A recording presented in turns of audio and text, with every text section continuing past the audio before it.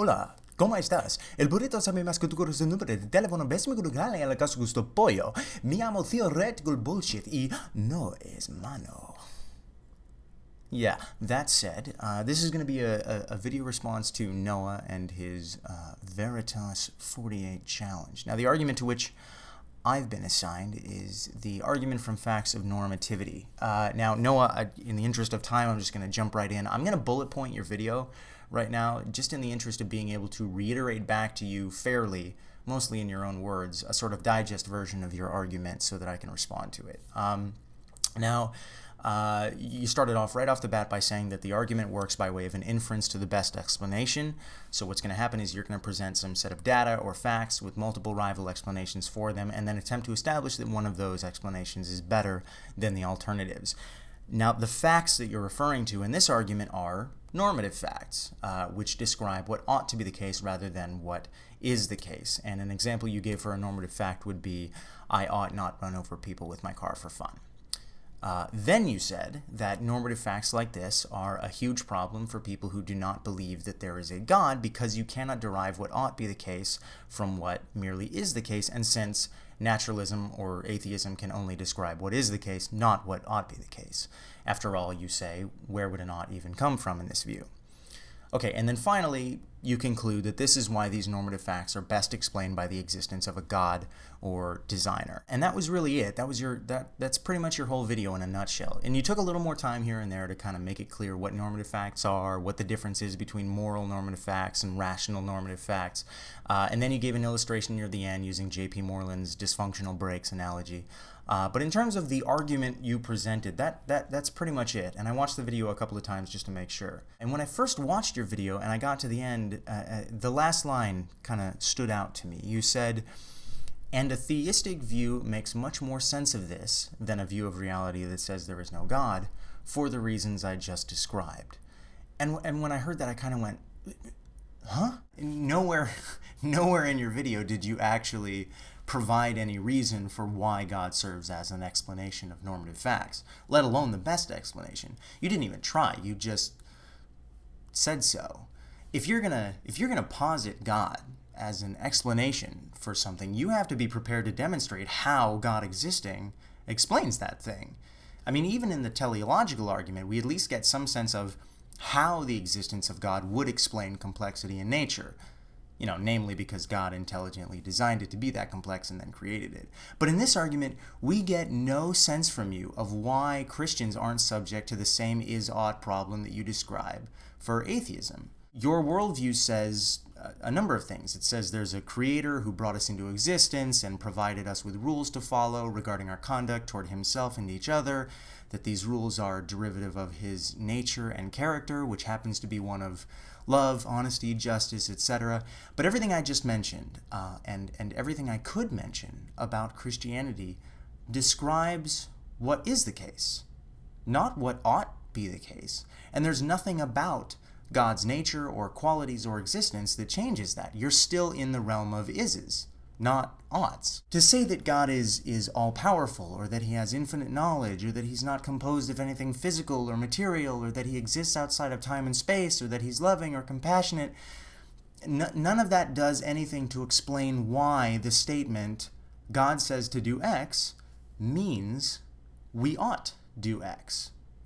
To say that God wants us to love our neighbor is a descriptive statement, and nothing more. It's an is. So why would you think that you can derive an ought from that any more than I can derive an ought from the statement, New York law prohibits the recreational use of marijuana? Noah, your argument was predicated on an assumption on your part that normative facts only cause a problem for an atheistic worldview. But what I'm trying to demonstrate to you here is that that's false. Whatever problems normative facts pose for one worldview, they pose for any worldview.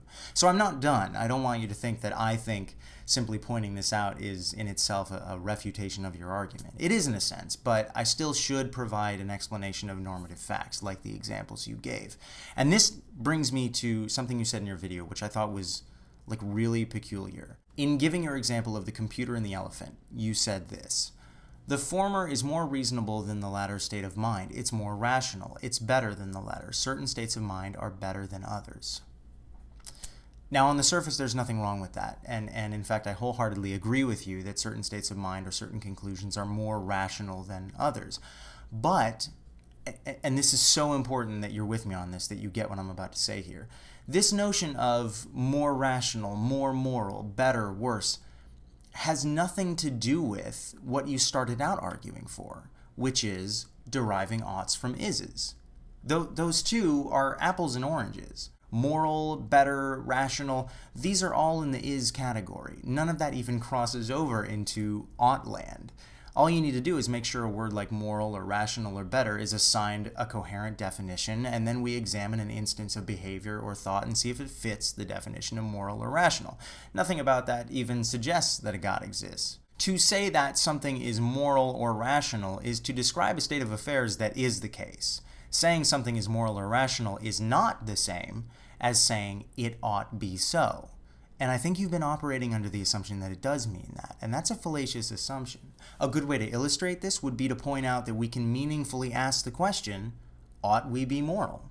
Or ought we be rational? Now, don't get me wrong, I get where you're coming from. I get that in a Christian worldview, it's assumed that the statement X is moral and the statement X ought be the case are synonymous. But that's the assumption I'm contesting, and when you respond to this, I'd like to see you demonstrate, not just claim, but demonstrate how you derive that ought from that is.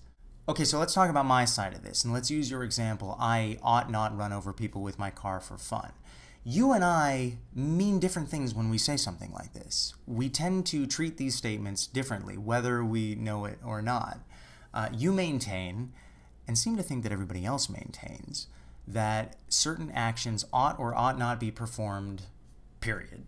Certain thought processes ought or ought not be employed, period. Despite the fact that your worldview doesn't really account for how this would be so. But this isn't a problem for me and most atheists, because we would acknowledge that certain actions ought or ought not be performed if certain types of outcomes are desired. It's conditional. And it works the same way with rational oughts, by the way. Certain thought processes ought or ought not be employed if certain types of conclusions are to be reached. I ought to conclude that 2 pies and 3 pies makes 5 pies if I want my conclusion to be considered rational, if I want to be taken seriously by others, if I want to adhere to laws of mathematics. I ought to love my neighbor if I want to get into heaven, if I want my neighbor to like me and trust me, if I want to embody the qualities I find attractive in others, and so on. And that's the only realistic way to approach statements about what ought or ought not be, to acknowledge that it's inescapably conditional. You couldn't name me an ought statement independent of some condition or desired outcome making it true. And with this in mind, it's really quite easy to derive an ought from an is. It's objectively true, for example, that I ought to pay my electric bill if I want to have electricity next month, only in the sense that paying electric bills do in fact prevent electricity from being turned off, regardless of my feelings about it. Okay, so let me review here, just so you're clear on the nature of my rebuttal. And I do this because in your introductory video, you said you wanted a clear point-by-point demonstration of why your arguments are invalid. So here we go. 1. I do not affirm that facts of oughtness, as you describe them, exist, at least not independently of a desired outcome or condition. So there's no reason for me to give an account or an explanation of such things. 2. I do affirm, however, that certain states of mind can be more rational than others and certain actions more moral than others, as long as we have a coherent understanding of what we mean by moral and rational. 3. 1 and 2, the points above that I just mentioned, are completely compatible views, since describing something as moral or rational says nothing about what ought be true, only what is true. 4. You do affirm that facts of oughtness exist, independent of any desired outcome or condition. So unlike me, you do have an obligation to give an account or explanation of such things. 5.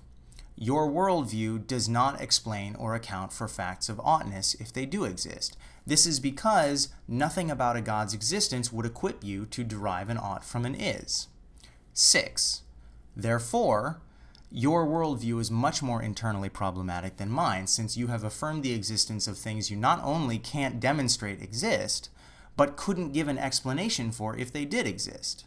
So in a sense, Noah, you've written checks your beliefs can't cash, whereas I have not.